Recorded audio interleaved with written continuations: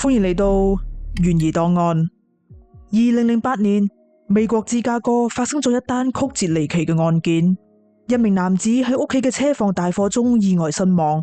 不過，警方好快就發現呢個唔係普通嘅意外，而係一單狸貓換太子嘅謀殺案，令人感到非常心寒。而家就等我哋先返到2008年，睇下當年到底發生咗乜嘢事。本案嘅主角叫做 Ari， 於1968年喺伊利諾州出世。1994年，佢同 Denise 結咗婚，並享受住二人世界。不過，佢哋婚後嘅生活並唔愉快，仲長期分房瞓。佢哋嘅關係非常疏遠，平時亦都冇乜嘢交流，所以佢哋喺外人嘅眼中睇起嚟更加似係同屋主，而唔係夫妻。Denise 係大學嘅兼職講師，而 Ari 就擁有一間建築公司。雖然 Ari 公司嘅生意唔錯，但係佢就中意做一種非常燒錢嘅活動 ，Diesel Truck Pulling， 所以佢並冇乜嘢積蓄。Diesel Truck Pulling 係一種測試架車喺拉動重物嗰陣嘅力量同耐力嘅比賽。參賽嘅車輛需要喺平坦嘅賽道上拉動一架重型拖車，過程中拖車會逐漸增加阻力，以測試車輛牽引力嘅持久性。由於發動機嘅性能同牽引裝置嘅設計係競爭嘅關鍵，所以參賽者都會不惜重本抌錢改裝架車，希望可以喺比賽度脫穎而出。為咗有個空間可以改裝自己架車， Ari 特登喺屋企度搭咗一個大型嘅車房。佢一有時間就會喺入邊改車，沉醉喺自己嘅世界入邊。2008年2月23號早晨，當 Denise 喺廚房準備早餐嘅時候，佢發現車房傳出咗陣陣黑煙。由於 Ari 喺改車嘅時候，時不時都會釋放大量嘅黑煙，所以 Denise 一開始並冇為意。之後黑煙變得越嚟越濃密， Denise 呢個時候先至意識到車房應該係火燭，所以就即刻打咗911報警電話。消防員救熄咗大火，並喺車房度發現咗令人心碎嘅一幕：一名男子嘅身體被架車砸住，已經冇咗生命跡象，佢全身被嚴重燒傷，個樣已經冇辦法辨認。警方喺佢嘅身上揾到咗 Ari 嘅駕駛執照，相信死者就係 Ari。根據現場嘅環境嚟睇， Ari 當時應該係喺車底度換緊油格，而支撐架車嘅車積唔知點解突然之間冧咗，導致 Ari 被架車砸住。呢個時候，燃油喺車底度流出嚟，浸濕咗 Ari 嘅衣物。而工作燈又咁啱跌咗喺燃油表面，火花瞬間點着咗燃油，導致車房火燭。警方將呢個噩耗話咗俾 Denise 知，當時佢似乎仲未嚟得切消化呢件事，所以表現得非常平淡。之後佢就要求攞返 Ari 嘅遺體，希望佢可以早日被火化，但係就被警方拒絕咗。不過佢都係喺餐廳度幫 Ari 舉辦咗追思會。Ari 好多志同道合嘅朋友都有出席。Ari 喺當地嘅車友社群度好受歡迎，佢經常同競爭對手分享自己嘅改裝心得，亦都願意將自己改裝嘅零件分享俾大家，所以大家都紛紛為佢嘅離開而感到惋惜。根據程序，法醫必須要先確定死者嘅身份，不過由於遺體已經被嚴重燒傷，所以法醫根本就冇辦法喺上邊提取指紋。於是法醫唯有喺牙齒度落手，但係 Ari 已經10年冇睇過牙醫啦，要揾到佢嘅牙科記錄並唔容易。呢個時候，火警調查員喺現場發現咗可疑嘅地方，車房嘅電掣根本就冇開到，亦即係話車房喺案發當時係冇電噶。咁工作燈跌爛而引發火警嘅講法就唔成立啦。另外，鑑證人員亦都檢測咗 Ari 嘅衣物，並喺上邊發現咗大量嘅助燃劑，面積大到連佢對襪都被浸濕咗，講明助燃劑係俾人故意淋上去噶，所以呢個唔係一場意外，而係一場有預謀嘅謀殺。不過 Ari 嘅人緣好好，咁到底係邊個想要將佢置諸死地呢？背景調查顯示 Ari 目前爭人成身債，佢喺創立建築公司之前，曾經係一間私人醫療機構嘅行政總裁，之後醫療機構因為涉嫌呃保險而被起訴，法庭喺2007年宣判，Ari 必須繳付20萬美元嘅罰款，同埋居家服刑6個月。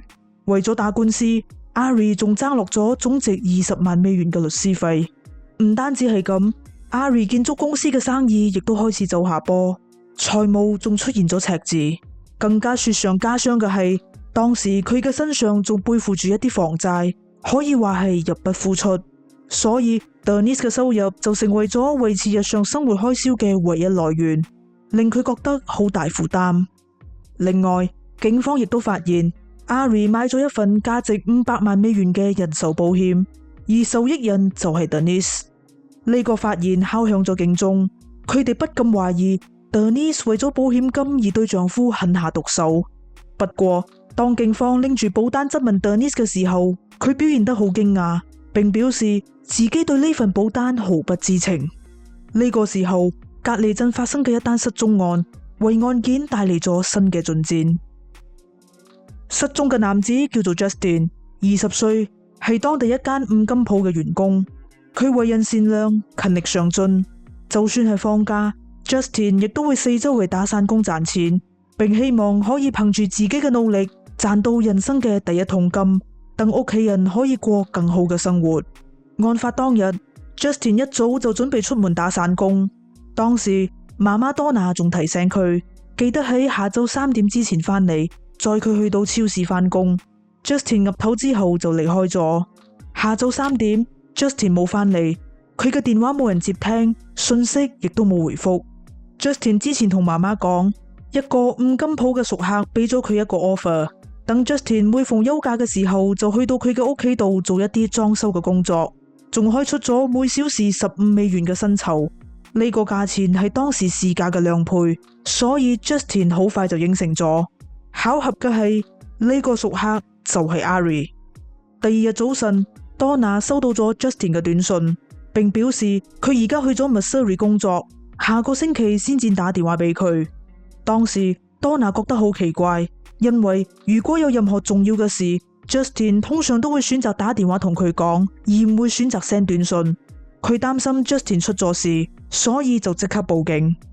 當時警方認為 Justin 可能係因為殺咗人而畏罪潛逃，不過呢個可能性好快就被排除咗，因為車房入邊嘅死者根本就唔係 Ari。警方揾到咗 Ari 10年前嘅牙科記錄，但係比對結果就唔吻合。咁呢個死者到底係邊個？而 Ari 而家又喺邊度？於是警方拎走咗 Justin 嘅牙刷，採集 DNA 進行比對，證實車房入邊嘅死者就係 Justin。呢個時候 Justin 嘅同事 Sandy 聯絡咗警方，並同警方講咗一啲重要嘅線索。Sandy 表示 Ari 喺幾個月之前揾過佢，並開出咗雙倍嘅人工，叫 Sandy 過嚟佢嘅建築公司度工作。不過入職申請表上嘅問題就好奇怪，佢需要喺上邊填寫包括眼睛嘅顏色、紋身嘅位置同埋鞋碼等資料。案發當日 Sandy 本來要同 Ari 見面，但係佢就瞓晏咗。之後佢先至知道 Ari 意外過身同埋 Justin 失蹤嘅消息。聽到呢度之後，案件嘅真相先至慢慢浮出水面。警方推斷 Ari 因為爭人成身債，無力償還，但係又唔願意申請破產，所以就諗出咗呢個邪惡嘅計劃。佢打算犧牲一個人代替佢死亡，然後佢就可以金蟬脫殼，利用死者嘅身份重新生活。案發當日，同 Ari 生得非常相似嘅頭號目標 Sandy 臨時甩底，所以佢就將目標轉向咗同佢身形相似嘅2號目標 Justin。當日早晨 Justin 嚟到咗 Ari 嘅車房，跟住佢用哥羅芳將 Justin 整暈，並幫佢換上咗自己嘅衣物。之後 Ari 將佢推入車底，整跌車迹，將佢砸死，再放火燒屍，偽裝成意外，然後就揸住 Justin 架車逃走咗。2008年3月2號 Missouri 警方喺一間旅館出邊發現咗 Justin 架車。警方 check 咗旅館嘅入住記錄，證實有人利用 Justin 個名入住咗133號房。於是警方即刻叫咗支援，並要求房入邊嘅人開門，但係就一直都冇得到回應。當警方打算用萬能鎖匙卡開門嘅時候，房入邊突然傳嚟咗一下槍聲。之後警方進入咗間房，並喺床上發現咗頭部中槍、已經冇咗生命跡象嘅 Ari。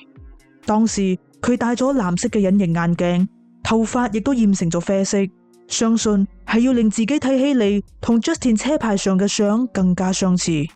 雖然 Ari 已經死亡，不過警方都係要搞清楚 Denise 到底有冇涉案，所以就申請咗搜查令，搜查 Denise 嘅屋企。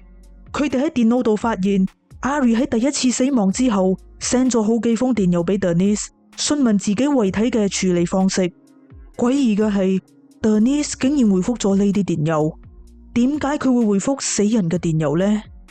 Denise 俾出嘅解釋係，佢以為呢啲電郵係 Ari 生前預先安排好，喺佢過身之後自動 send 俾佢噶。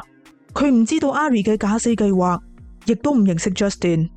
雖然 Denise 好有可能一早就知情，但係警方亦都冇證據證明呢一點，所以 Denise 最後並冇被起訴。2010年 Justin 嘅屋企人就佢嘅死亡向 Denise 提出咗民事訴訟。